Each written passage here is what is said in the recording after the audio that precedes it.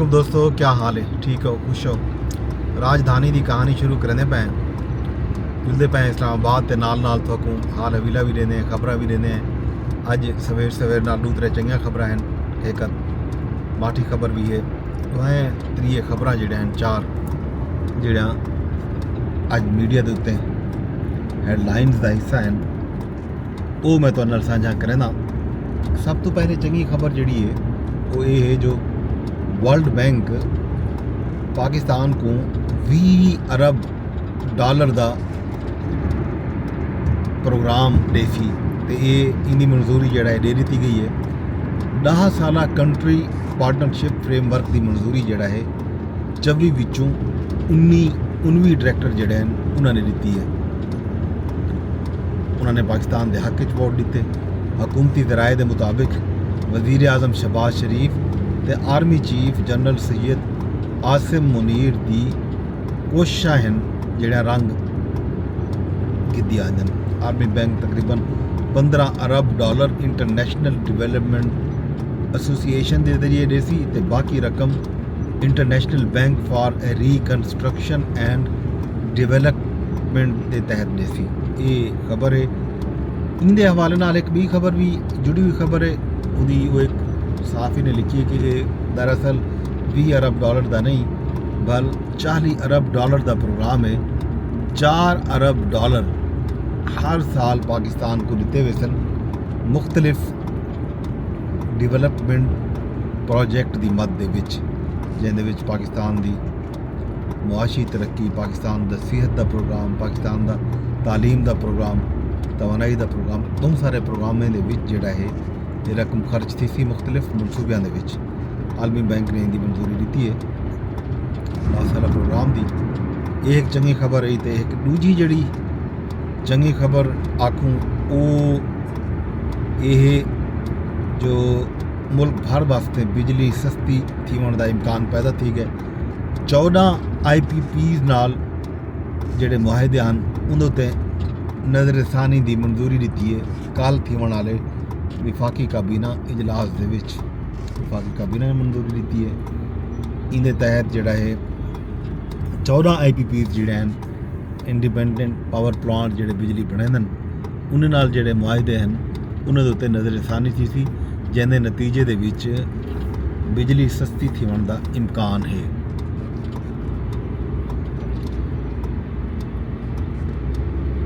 इन्हां IPPs नाल गाल मुहार के बाद मुनाफे ते लागत 802 अरब रुपए की कमी की तजवीज़ मंजूर की गई है।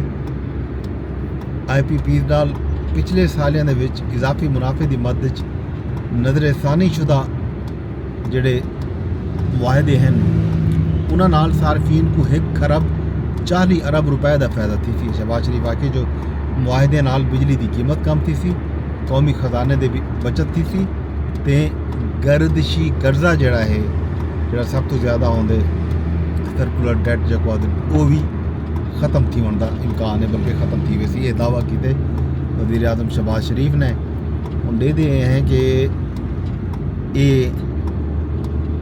खबर जोड़िया हैं अल्लाह करे इवें इवें होवन जिमें दसिया गए जिमें दावे किए गए।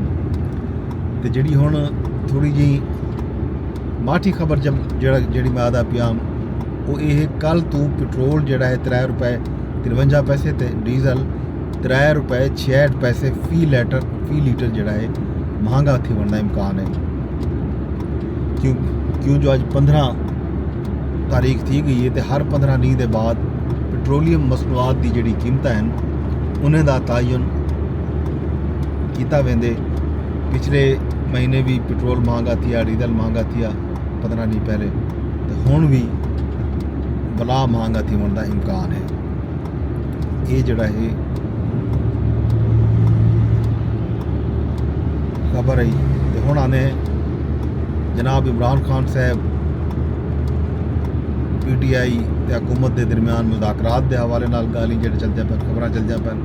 हुकूमत इमरान खान साहब को बनी गाला दे विच नज़रबंद थी होने का तरीका दस रही। बैरिस्टर अकील मलिक आके जो तहरीक इंसाफ सिक्योरिटी खदशात के हवाले नाल दरखास्त लेवे हुकूमत रुकावट ना पैसी तो खान साहब जड़ा है अदालती हुक्म के तहत जेल तू बनीगाला मुंतकिल थी वैसन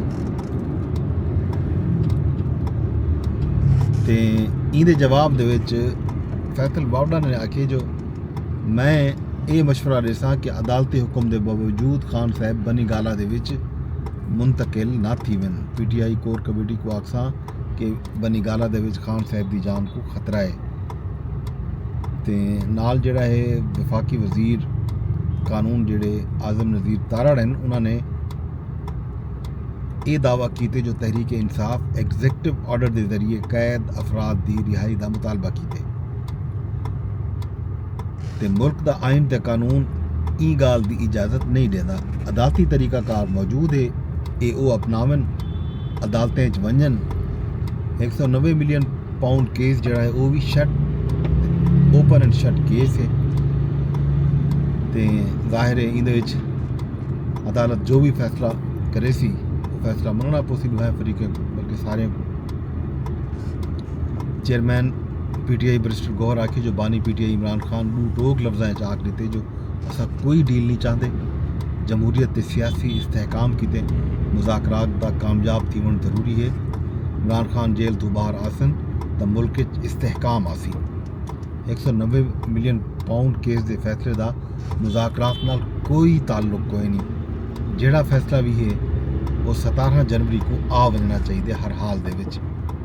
सैनेटर फैसल बावड़ा जिहड़ा है कल रात TV के एक प्रोग्राम दे विच आखे जो तारीख तब्दील थी सकती है फैसला तब्दील नहीं थी सकता। 20 जनवरी के बाद PTI लेट के भी मुज़ाकरात करन दी गाल करे सी बल्कि करे सी हुकूमत अकड़ सी। ट्रंप कार्ड जिहड़ा है हुण PTI के खीसे चो निकल के शहबाज शरीफ के खीसे चला गए।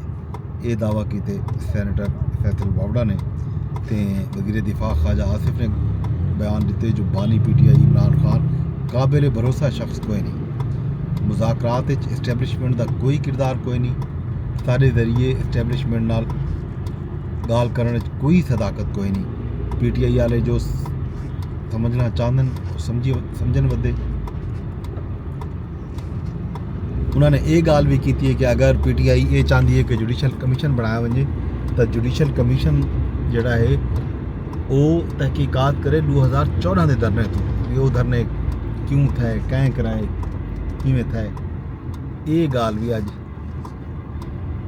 ख्वाजा आसिफ साहब ने आखिरी थी। ये खबर हम थोड़ा जहाँ मुज़ाकरात के हवाले नाल ते हुण आंदे ने तरक्याती कम के पासे रोज़ सगों अपडेट देना। ये सरीना चौक अंडरपास ते फ्लाई ओवर के मनसूबे दे विच कामकार जारी है। ट्रैफिक हसबे मामूल सस्त्रबी के शिकार है कम थींदा पे देखो कना मुकम्मल थींदे जब तक ताई थी ट्रैफिक विच स्टक थी गए ते असां ट्रैफिक विच निकलते हैं पता नहीं जब कम करना मुकम्मल थींदे वेंदे वेंदे तो अकूं यार दास की वैसा कि मेरा व्लॉग तुसां शेयर लाजमी कर छोड़ा है। यूट्यूब ते ॾे बैठे हो तो यूट्यूब ते शेयर की वजो कमेंट की वजो चैनल को सब्सक्राइब कर गिनो।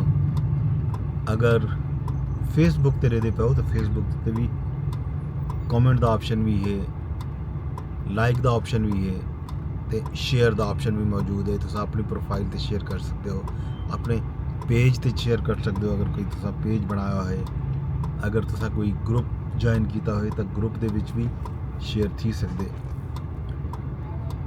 ट्विटर ते X ते दे बैठे हो तो X ते भी रीपोस्ट का ऑप्शन मौजूद है लाइक का ऑप्शन भी मौजूद है तो कमेंट का ऑप्शन भी मौजूद है। ये तमाम ऑप्शन तुहाडे वास्ते ओपन एंड खुले हैं। इन्हें को इख्तियार करो बामेल बनो। शाम को तो को हाल अभी मजीद दिसो जो भी कहानी हो सी जो भी अपडेट हो सी राजधानी चो। शाम तक अपने दोस्त अपने होस्ट वदन फर अब्बास को इजाजत दो रब सोने के हवाले।